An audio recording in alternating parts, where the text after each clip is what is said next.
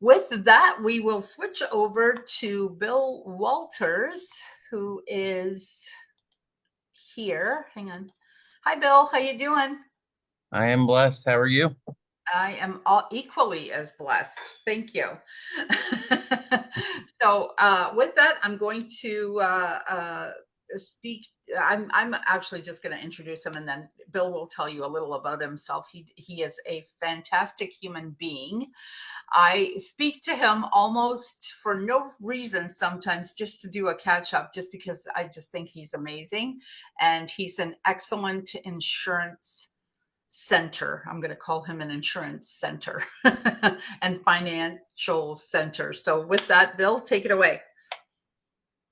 Well, thank you. I appreciate the opportunity, and Marianne is underestimating her influence over me.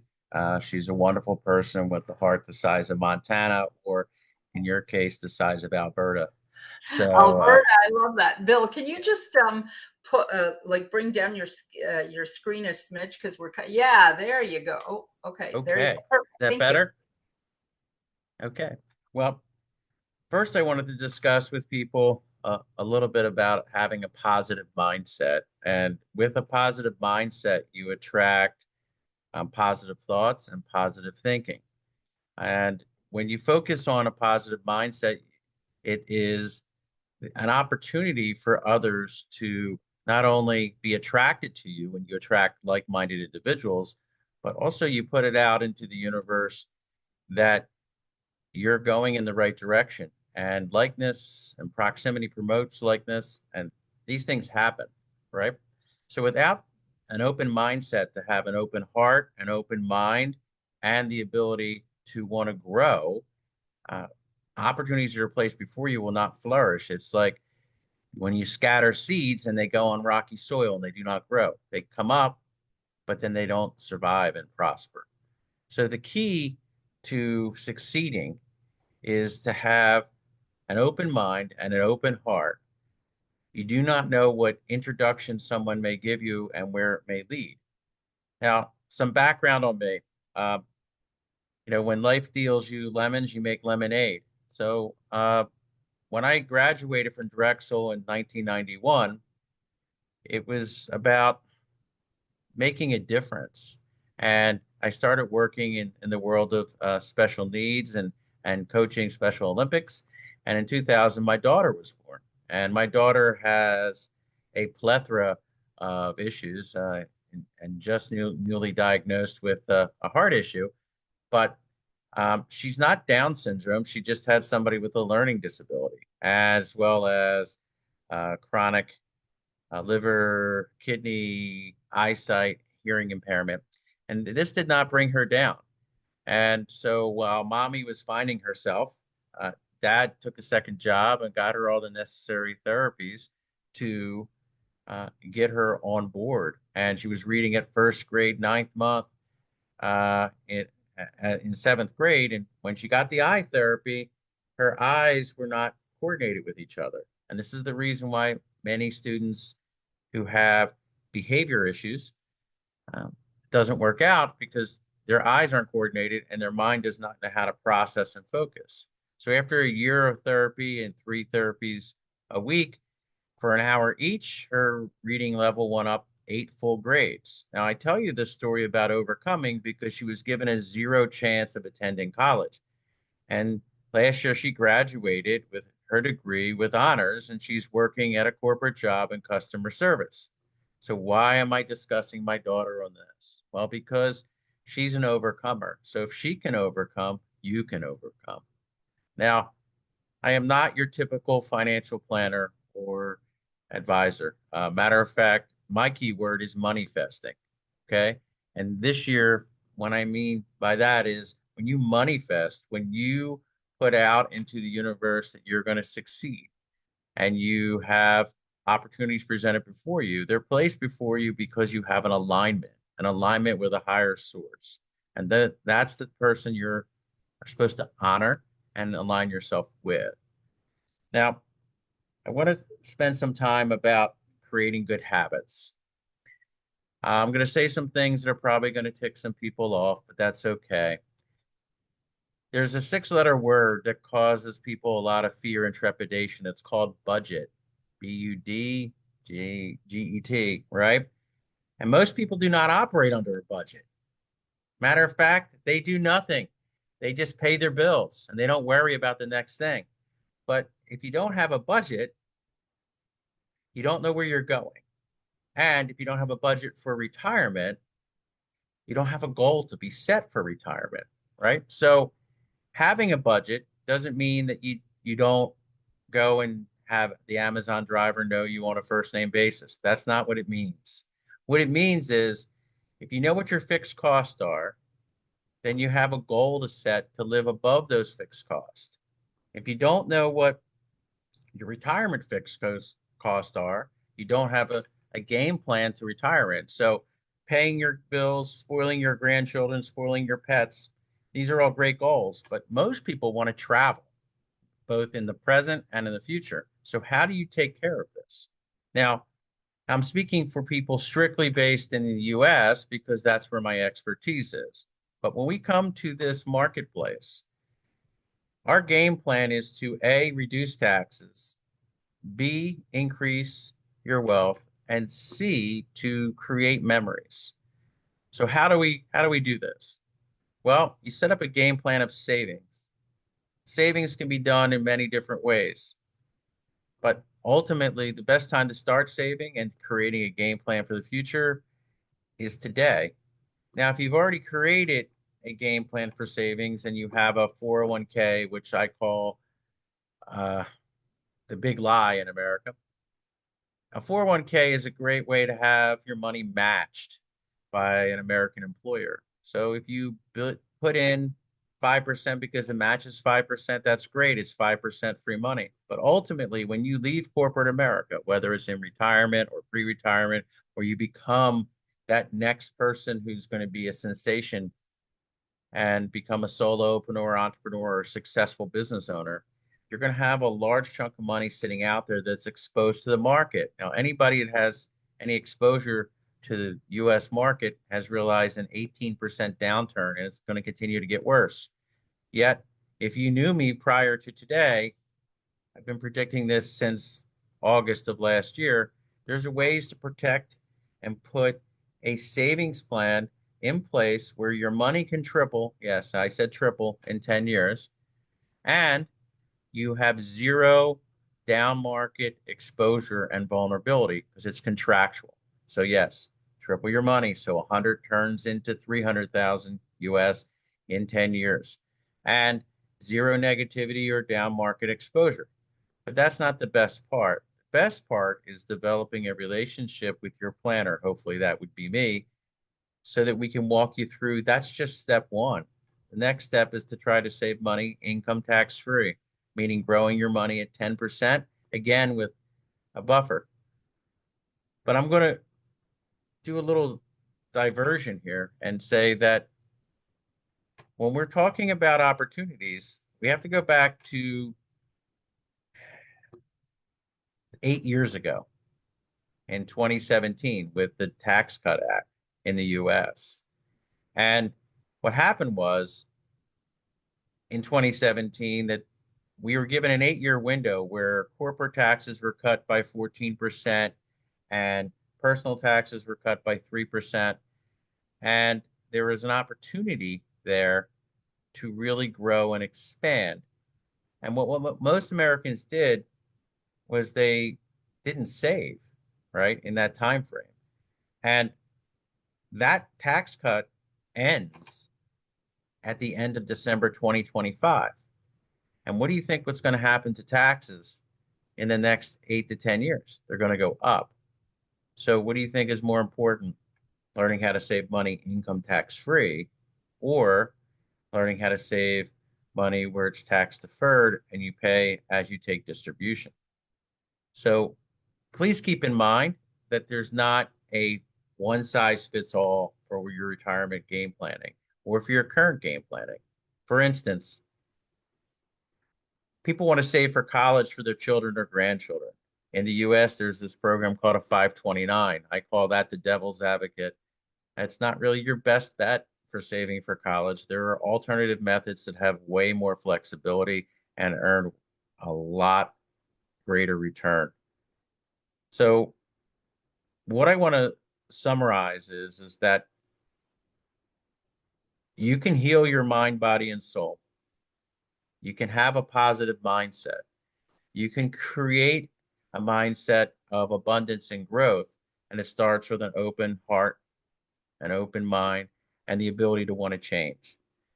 And since most people don't really pay attention to conversation, I'm going to tell a few stories that are true, that have changed people's lives.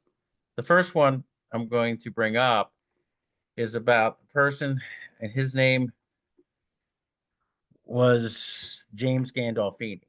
Okay. James Gandolfini was, if you remember, an actor for The Sopranos. And while on vacation, he was doing traveling in Italy, and he had a heart attack and passed away. And James didn't have a retirement game plan. He was worth about 70 million, and he didn't have an estate plan. So what happened was is when he passed, 40 million of his estate plan went to taxes, and he was left with 30 million, and it wasn't even going to the right people because the state doesn't recognize things that are not verbal. And just to keep it on that same mindset, you probably heard of a gentleman known as the symbol or Prince, and he passed away. And in 7 years, they were fighting over the value of his estate, which was approximately, you know, $300 million and then some. But the real fight was over the vault, which there was 400 unpublished songs, right? And so it came down to two parties arguing, and in the end, they had to split it about 156 million each. But the legal bills that were accumulated were about $18 million. And again, once the people received these monies, 40% were subject to US taxes. So, what am I telling you? Why am I explaining these things to you, specifically about people who reside in the US? For success, the government doesn't recognize things that are verbal. It has to be in writing. Two, you need a game plan to get you from point A to point B. Without a game plan, your money is just earned by you exchanging time for money. But when you have a game plan, your money is working for you so you can achieve your goals and dreams. And so you don't think this is stories about the lifestyles of the rich and famous. I'm going to tell you about Ralph the roofer. Now, Ralph was a regular guy. He came in from overseas and he was married to his wife. And I came to his house and he didn't believe in computers. He liked old school. And I came with a policy, and he wanted to sign it with ink. He called it an ink pen. And we came into his house and it was on a Friday. And he says, Bill, I can't sign this today. My refrigerator is on the brink, and I lost all this food, and I have to buy a brand new refrigerator and restock the fridge. Can we do it next week? And I said, yes, we can do it next week.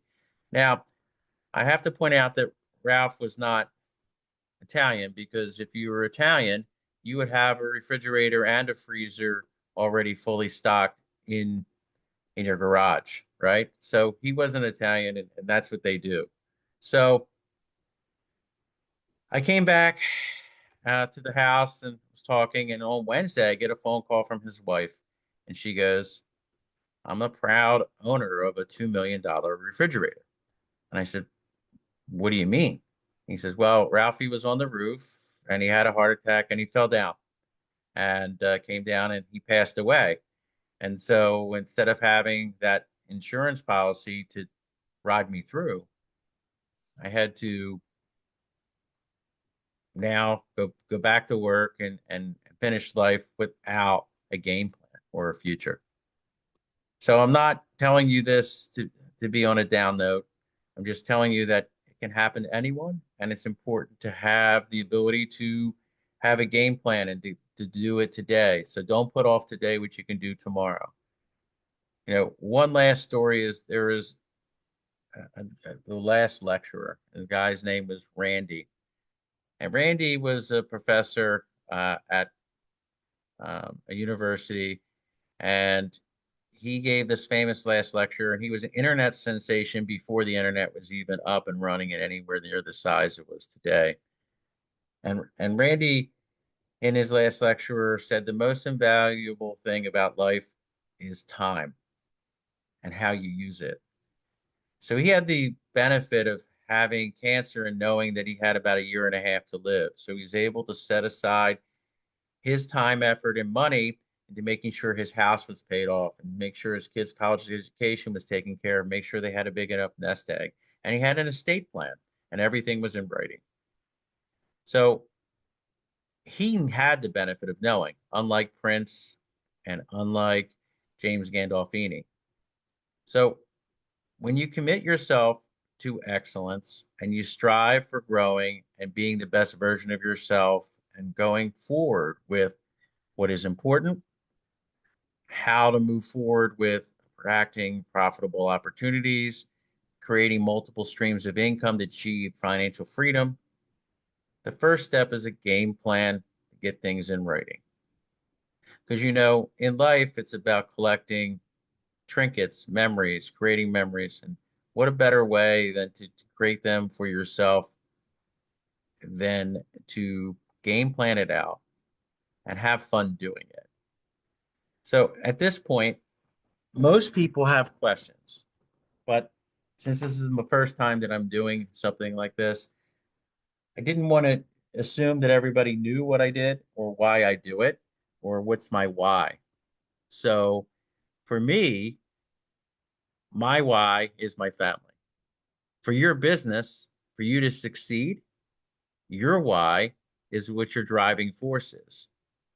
When you have a why, it on the dark days, when things aren't going right, when things aren't going perfect, when you don't have a trusted confidant to talk to, it keeps you going and striving through because I don't know about you, but the sales cycle is like a roller coaster, right? Up days, down days, long terms up, long terms down. You have good months, you have bad months, you have average months. There needs to be a driving force behind it. And when you figure out your why, and it can't be something simple as like a car, it needs to be bigger than that, or a house. If it's a house, then take a picture of a house that you want to move into, uh, put the blueprints up, how you want it designed, how you want it organized, live it, feel it, smell it, taste it, touch it, think positively about it, think how you're going to get there. You want to consistently increase your income by delivering value to others and seizing the opportunity to improve others' lives. Because if you help enough people, the help will come back. So this is what's important in my estimation, in my feelings. I also want to discuss just briefly the importance of physical health and how if you tie in a holistic viewpoint of physical health, meaning, well, exercising, yes, but also trusting in someone like Marianne, who has a side to her about increasing people's health by vitamins and supplements that you can take to balance out the person's inabilities to help themselves, right? So when you have physical health and you have emotional health and you have financial health, you have the complete picture, right? And I can't stress to you enough that when you're confident in your skill sets and your foundation is one of financial freedom, mindset freedom, and being physically healthy and having energy to work long hours and to help others, it makes a huge difference in your lifestyle and how other people view you, right? So I can continue, but Marianne, did you want me to stray on a different path, or would you like me to take questions? No, there are no questions. I'm trying to check on my other computer to see if there are questions because the chat is actually in the Facebook. So there are no questions. Please continue if you'd like. You have 12 more minutes if you want. No, no, it's fine. I just Okay. did not want to I did not want to stray off a game plan or ignore anybody. Okay. So I would like to discuss a little bit about caretaking for the elderly because it affects everyone. Okay. And back in 2015, my dad, uh, a Navy guy, was on his deathbed and he reached up and he grabbed me by my forearm and said, "Take care of mom." And I said, "Yeah, Dad, I got this." And then he reached up again and really grabbed me by my forearm and he said, "Take care of mom." And I said, "Yeah," I said, "I got this." And he said, "Okay." I didn't know what okay and my okay in the agreement was all about. And so for the final 6 years of my mom's life, I learned what it was like to take care of someone who had B. Lewy body dementia, Alzheimer's, and was gradually declining in health. So what does that mean? Well, what it means is that you get organized, and the first thing you do is you remove fall risks from a house, which means slidable carpets and making sure that the bathroom tub has easy access, and you put strips to prevent falls. You put hand and lift rails in the house, even though they're not physically appealing and nice looking, it prevents falls when going up and down steps. You eliminate um, things like step ups and step downs in the daily life of the individual so that they don't fall, right? But here's some things that people don't consider. If they're on medication or taking vitamins, how do you know that they took the vitamins? Unless you or a caretaker that you find puts them in front of them and watches them take them. In my circumstance, my mom was diligent about taking her medicine and her vitamins, but she took 3 days worth, and then I had to stay up for 24 hours to make sure that she stayed awake, and she wasn't allowed caffeine. So you create a game plan of distribution of pills, and you create a game plan for meals and food, and you keep a log of all this information of mood swings when they eat certain foods, so you know that the mood and digestion patterns are normal. There's also this thing called adult incontinence, which are diapers. And some diapers are better than others. And there's specific ones that last for 12 hours. Now, why is this important? Well, if your mom has a habit of getting up at 3 a.m. and a bed alarm goes off because there's a fall risk, right?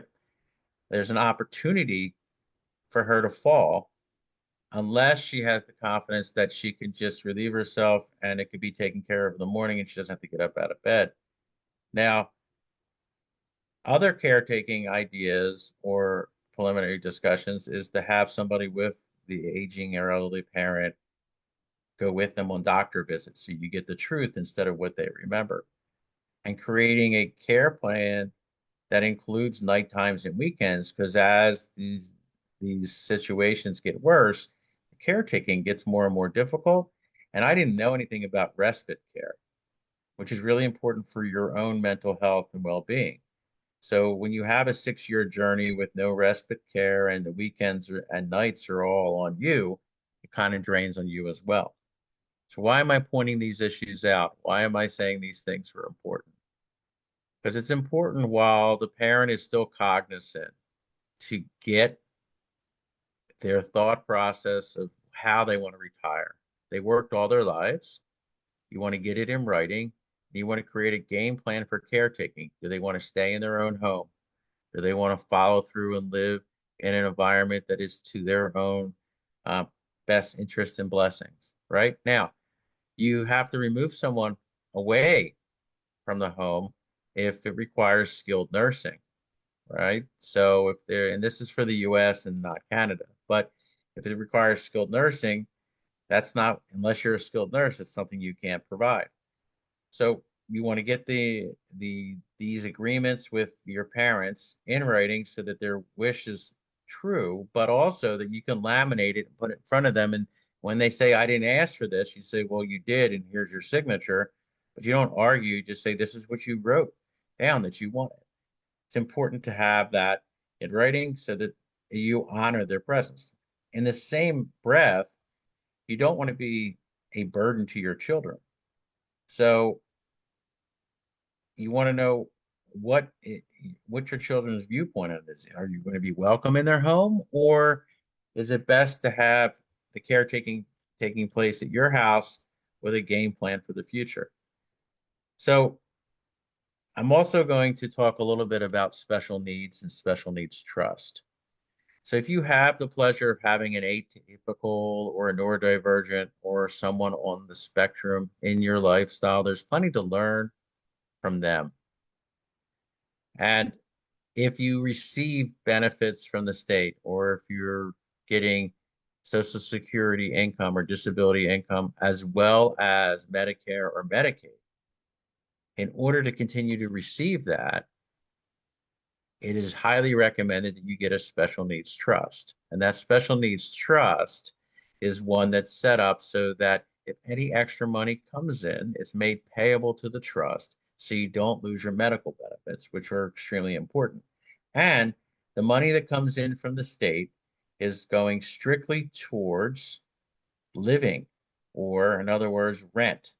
And you actually charge rent to your son or daughter, and the state recognizes this, and you're able to get increases.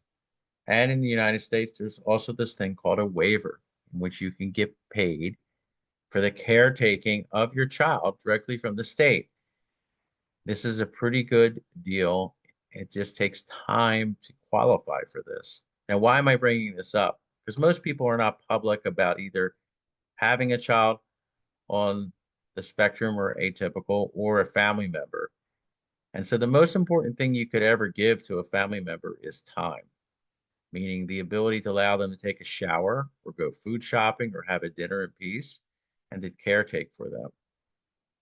The second biggest gift is allowing them to plan ahead so that if in the future they do not outlive their child, you can have a game plan in writing set in place, including the daily living activities. Now, what are the daily living activities?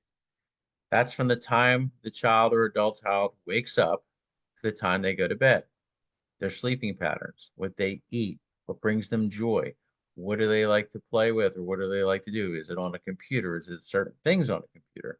So that if something happens to you, if you become incapacitated, you're in a car accident, or you pass away, that the transition for caretaking can be smooth. Now, I've covered a ton of recommendations and opportunities for you to get organized. So with that, I just want to say that stay focused, keep close to your friends, learn from as many people as possible, and constantly strive for improvement every day. But don't box yourself in for 1% every day. Box yourself in for improvement beyond 1%. I thank you for the opportunity to speak and have this getting to know you period, and would love to meet with you on your date. Thank you so much, Bill. You're the best. And I look forward to our next catch up. But some really great nuggets there, super important subjects. I mean, it's so important to take care of people, right? Life is just sometimes hectic and crazy busy. I remember when my parents were both alive, and they took turns getting dementia. So I had a lot of help with my mom, because my mom had dementia first, and my dad was there to help. And even though she ended up in a nursing home because it was just too much for us to take care of her, like she needed total and complete care.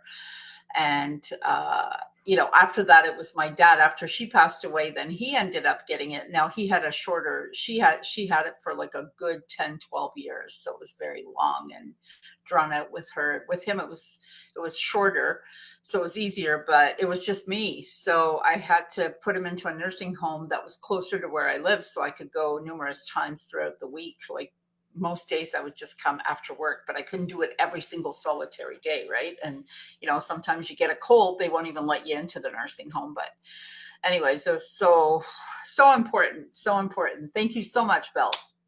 Have yourself Thank you. have Thank you yourself as well. and thank you so much for speaking. Okay.